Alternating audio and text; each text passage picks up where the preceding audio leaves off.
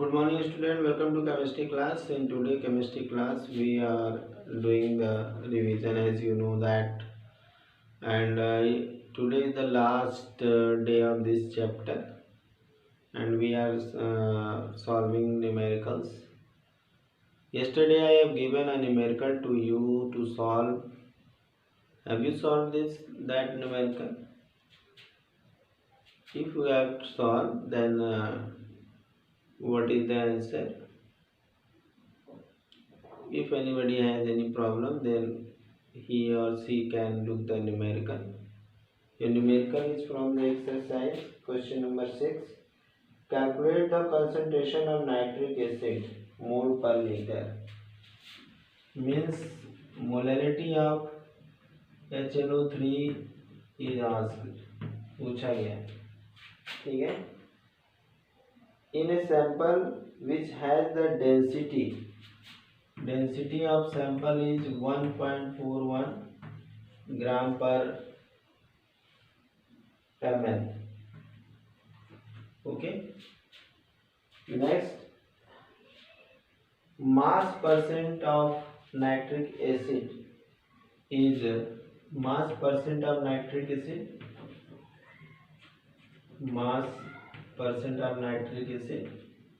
HNO3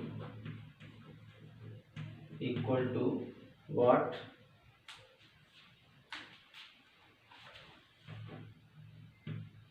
Equal to 69%.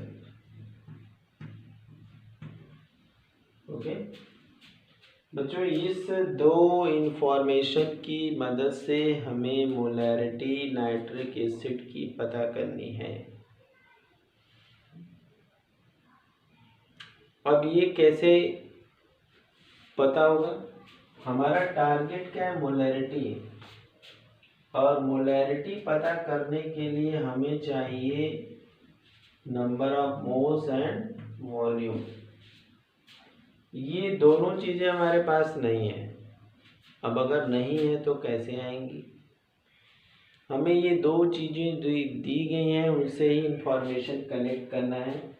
पहले तो ये जानना है कि 69% बाय मास मीन्स क्या होगा?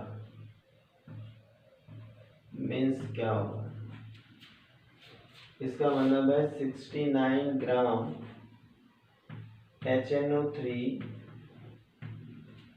dissolve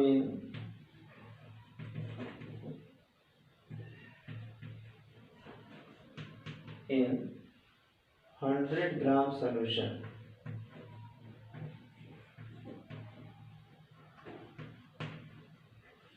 ठीक है. अब यहाँ से हमें दो चीज़ें पता लग गई. एक तो हमें पता लग गया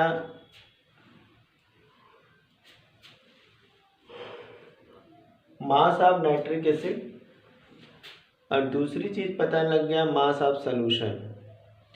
तो अगर डेंसिटी दिया हुआ है तो हम डेंसिटी और मास ऑफ सॉल्यूशन की मदद से वॉल्यूम निकाल सकते हैं, और जो मास ऑफ नाइट्रिक एसिड हमें पता लगा उससे हम उसका नंबर ऑफ मोल निकाल लेते हैं. तो पहले एक एक करके निकालते हैं. Density is equal to mass upon volume.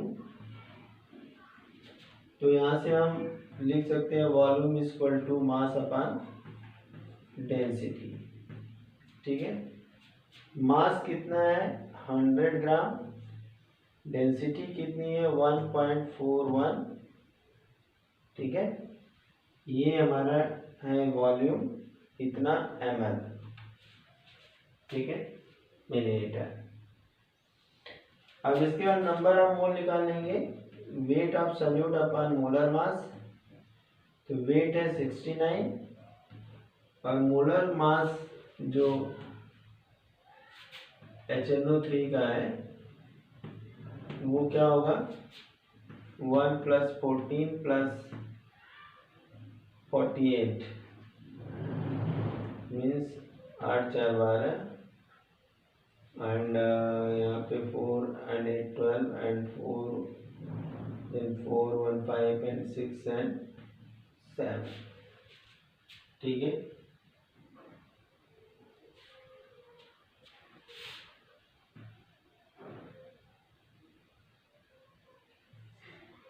73. This is the 73.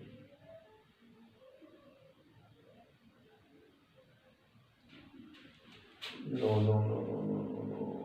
It may be 63. Okay, because here is the 48 plus 14 is equal to 12 and 6 plus 1 63. Okay, this one is the molar mass 63. Now we have volume and number of moles also. Then you can calculate the molarity. Okay, how will you calculate? Molarity is equal to 69 by 63 upon 100 upon 1.414 into 1000. अब इस point को हमें solve कर देना है, solve करके हमें answer मिल जाएगा. ठीक है, तो ऐसे जो भी न्यूमेरिकल होंगे उनको हमें इसी तरह से सॉल्व करना है. इसकी मोलैरिटी जो आनी चाहिए वो 15.439 m आएगी. 15.439. ठीक है, 15.439.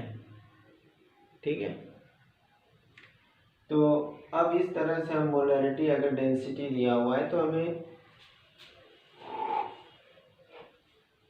डेंसिटी का यूज करना है क्या, वॉल्यूम ऑफ द सॉल्यूशन पता करने के लिए. अगर डेंसिटी वाला फार्मूला आता है, वैसे तो डायरेक्ट फार्मूला भी है, तो डायरेक्ट फार्मूला से मतलब नहीं है, क्योंकि अगर हमें पार्ट वाइज करेंगे तो वो चीज़ें हमें अच्छे से याद रहेंगी. तो जब भी ऐसा न्यूमेरिकल आता है तो पहला काम करते हैं कि मास परसेंटेज में जो मास ऑफ सॉल्यूशन है और डेंसिटी, उससे वॉल्यूम ऑफ द सॉल्यूशन निकाल लेते हैं. और जो मास दिया होता है परसेंटेज से पहले, उस मास से हम नंबर ऑफ मोल निकाल लेंगे.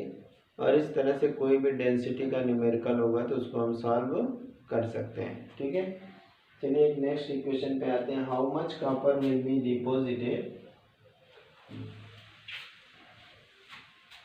Next question is how much copper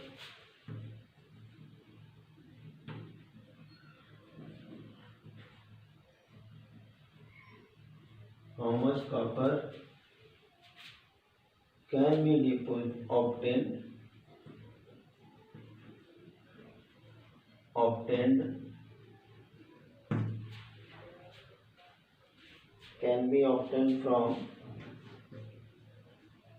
from 100 gram of copper sulfate CuSO4. Okay, and you know that mass of copper 63.5, sulfur 32, oxygen is equal to 60. Then you can calculate molar mass of CuSO4 is equal to 63.5 plus 32 plus 16 into 4. This will be 59.5 plus 64. Then it will be 0.5, 4 and 9 and 15. This is the mass of copper. Now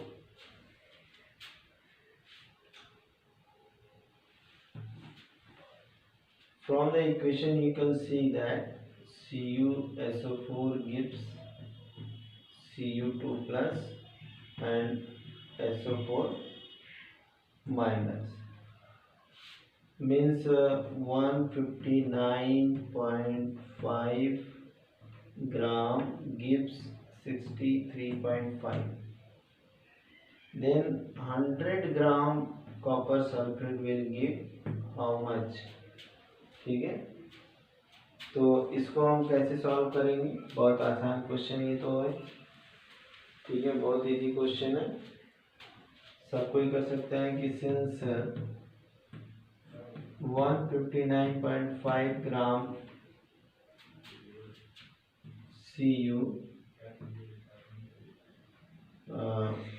Cu SO4 gives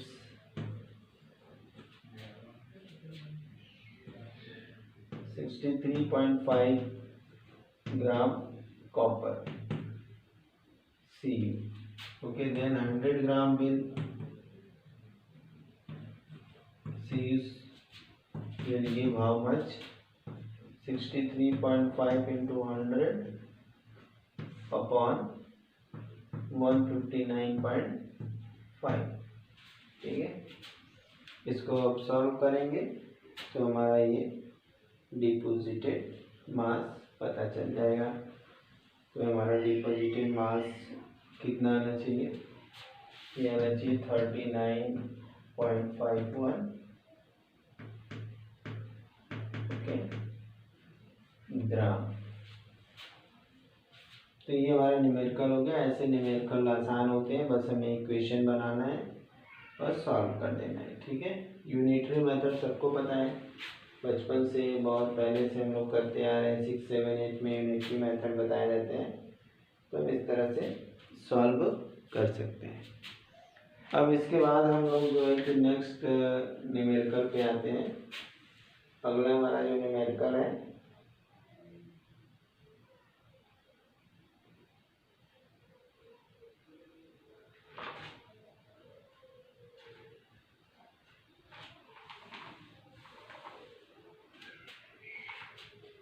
A sample of drinking water was found to severely contaminated with chloroform, supposed to be carcinogenic in nature. The level of contamination was 500 ppm. 500 ppm. Express this in the percentage by mass. Determine the molarity of chloroform in the water sample. Question ये भी book में question number 17। Question में बोला गया कि एक drinking water का sample था जो कि पूरी तरह से क्लोरोफॉर्म से कंटामिनेटेड था, और इसके अंदर जो है कि मिलता है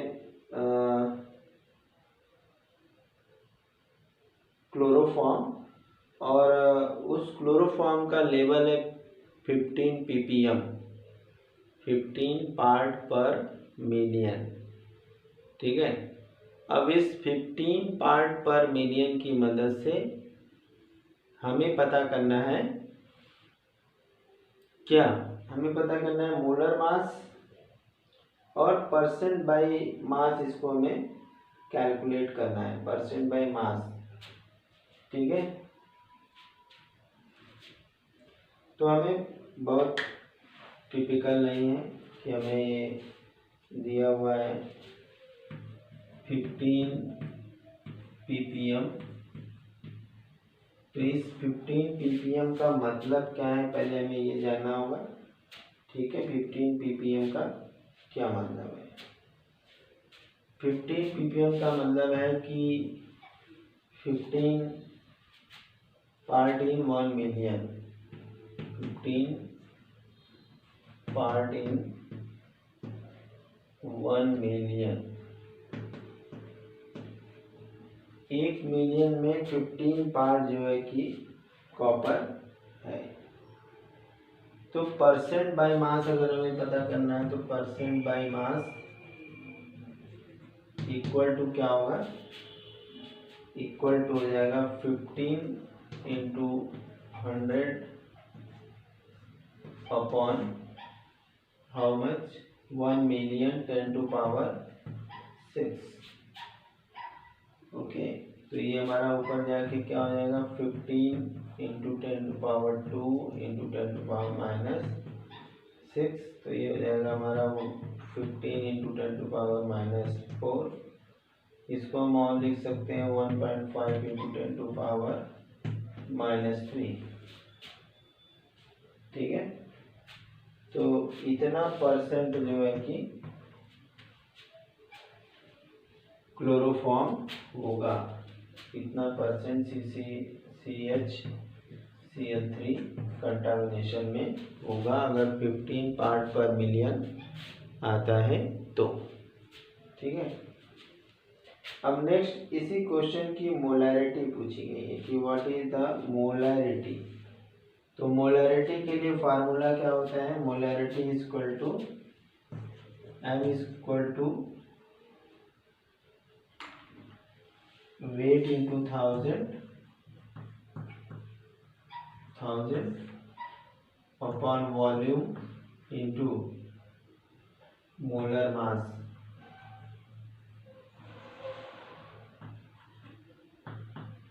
ठीक है, वेट हमने अभी कैलकुलेट कर लिया 1.5 इंटू 10⁻³ ग्राम। ठीक है, and in 1000 and volume of this solution will be percent में है तो हम 100 ले लेंगे, और molar mass of chloroform is 119। अब इसे हमें सॉल्व करना है, सॉल्व करने पे जो आंसर आएगा वो हो जाएगा इसकी मोलैरिटी। इसकी मोलैरिटी आनी चाहिए 1.26 इंटू 10⁻⁻4। ठीक है, ये मोलैरिटी आ गई इस क्लोरोफॉर्म की जो कि पानी के अंदर पड़ा हुआ है। ठीक है, जो कि पानी के अंदर क्या है, पड़ा हुआ है।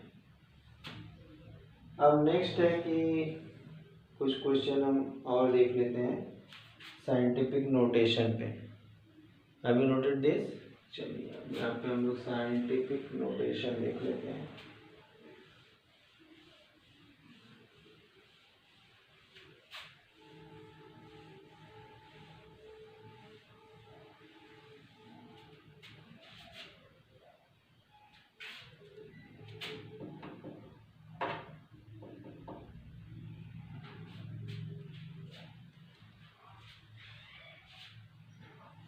Express the following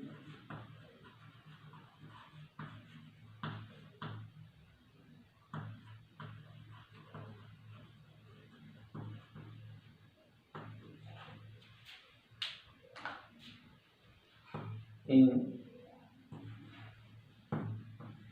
scientific notation.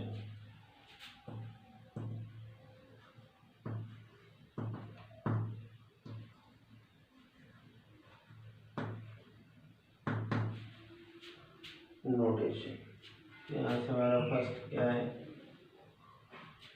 0.0048। second one is the 23,400.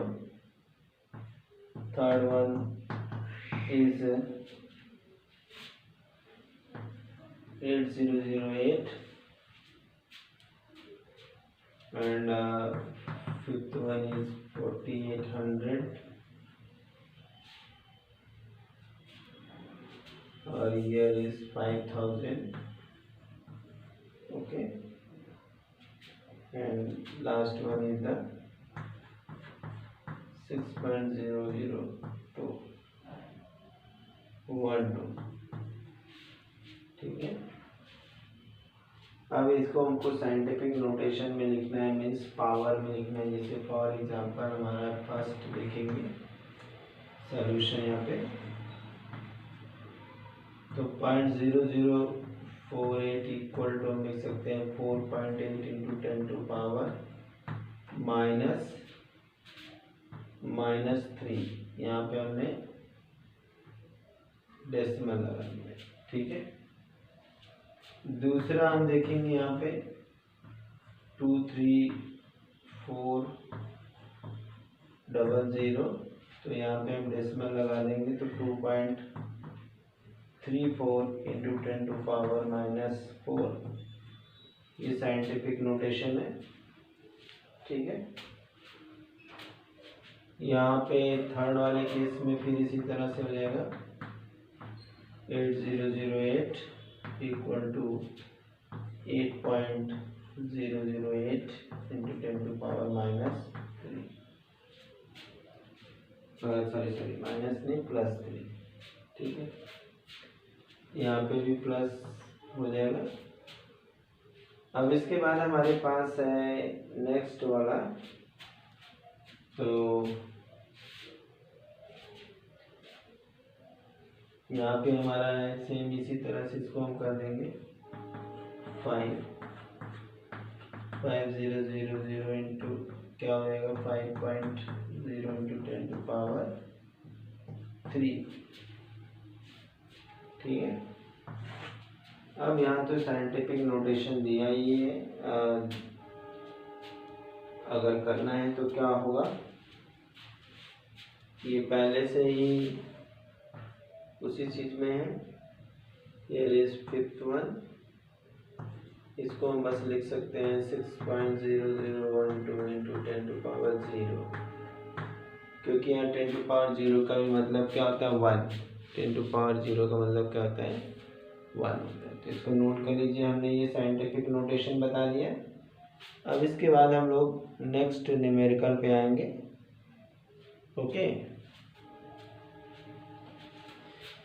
हाँ, we will see the significant figure. Have you noted this?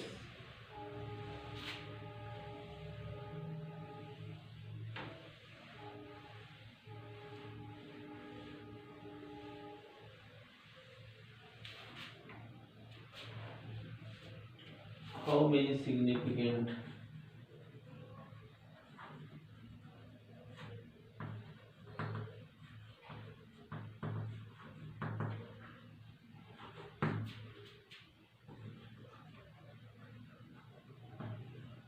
Number, कितने सिग्निफिकेंट नंबर हैं इसको हमें देखना है। हमारा पहला है इसके अंदर 0.0025, first one, second one is the 208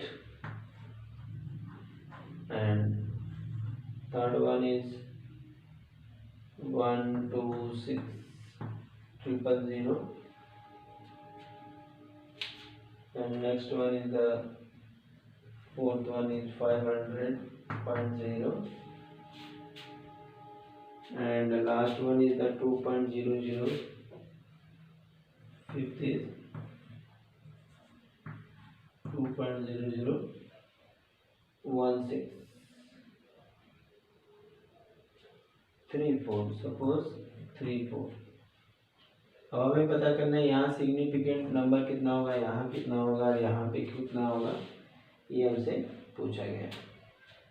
तो पहले वाले केस में क्या है, हम इस जीरो की तो कोई वैल्यू नहीं होती है, यहाँ पे ये सिग्निफिकेंट नंबर है 2। दूसरे वाले केस में सिग्निफिकेंट नंबर 3 एंड थर्ड वाले में सिग्निफिकेंट नंबर क्या होगा 4, यहाँ तक हम लेंगे 4 और फिफ्थ वाले में जो सिग्निफिकेंट नंबर है, सॉरी ये हमारा थर्ड था एंड फोर्थ हमारा है, in fourth significant number is 3। यहाँ पे क्या हो जाएगा significant number,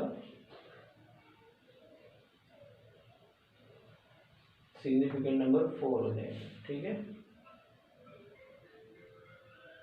and if this one significant number is only this number is 3. Okay, now the in case of fifth significant number is what? 1 2 3 4 5. This is the significant numbers. पहले case में 2 है, दूसरे case में 3 है, तीसरे case में यहाँ पे 3 है, वहाँ पे 4 है, यहाँ पे 5 है। तो ये हमने देख लिया किस तरह कहाँ जीरो की वैल्यू है। ठीक है, अब नेक्स्ट हम लोग आते हैं राउंड ऑफ द फॉलोइंग। किसी चीज़ को हम किस कंडीशन में राउंड ऑफ कर सकते हैं उसको देखेंगे। ठीक है, next one is the rounding off. Round of the following up in 3 significant number.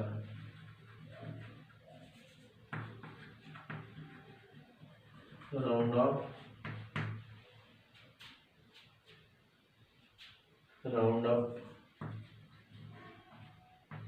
of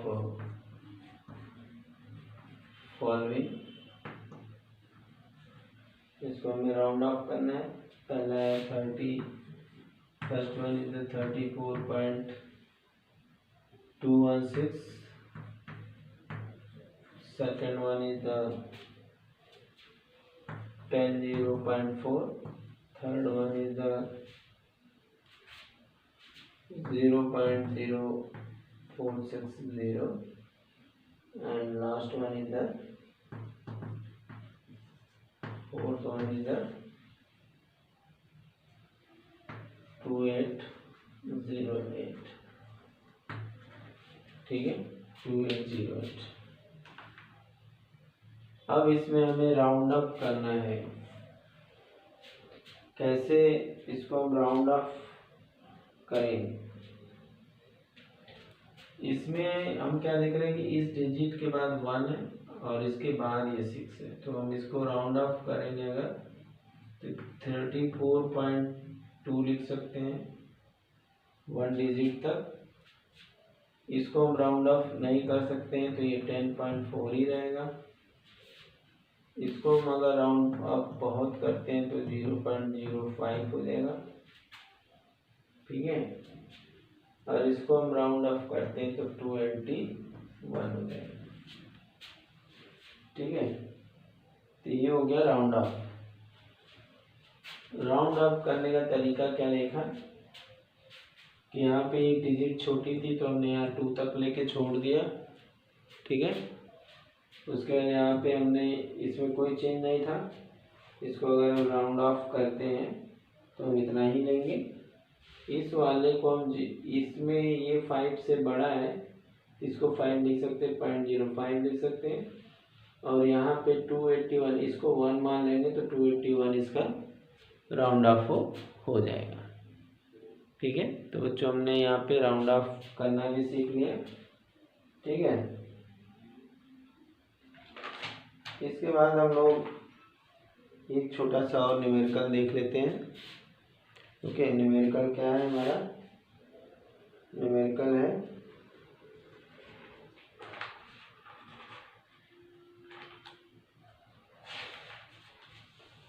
if the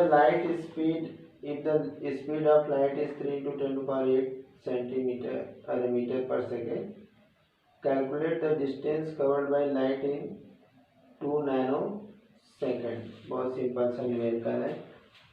यहाँ पे स्पीड ऑफ लाइट दिया हुआ है, ये दिया हुआ है 0.30 into 10 to the power 8 और कैलकुलेट द डिस्टेंस डी पता करना है क्या होगा। और टाइम यहाँ पे लिया जाता है नैनो सेकेंड में, ये 2.00 नैनो सेकेंड। ओके, तो यहाँ से t equal to 2.00 nanosecond equal to क्या हो जाएगा 2.000 इंटू 10 टू पावर -9। ओके, क्या हो गया -9 सेकेंड। और डिस्टेंस यहाँ पे ये दिया हुआ है। ठीक है, और हमें पता करना है क्या, कैलकुलेट द डिस्टेंस हमें डिस्टेंस पता करना है, ठीक है। स्पीड ऑफ लाइट यहाँ पे दिया हुआ है, तो हम एकदम सिंपल सा फार्मूला यूज़ करेंगे। यहाँ पे हम लोग क्या जानते हैं कि speed equal to distance upon time. तो हमें डिस्टेंस निकालना है, तो स्पीड इंटू टाइम मल्टीप्लाई हो जाएगा।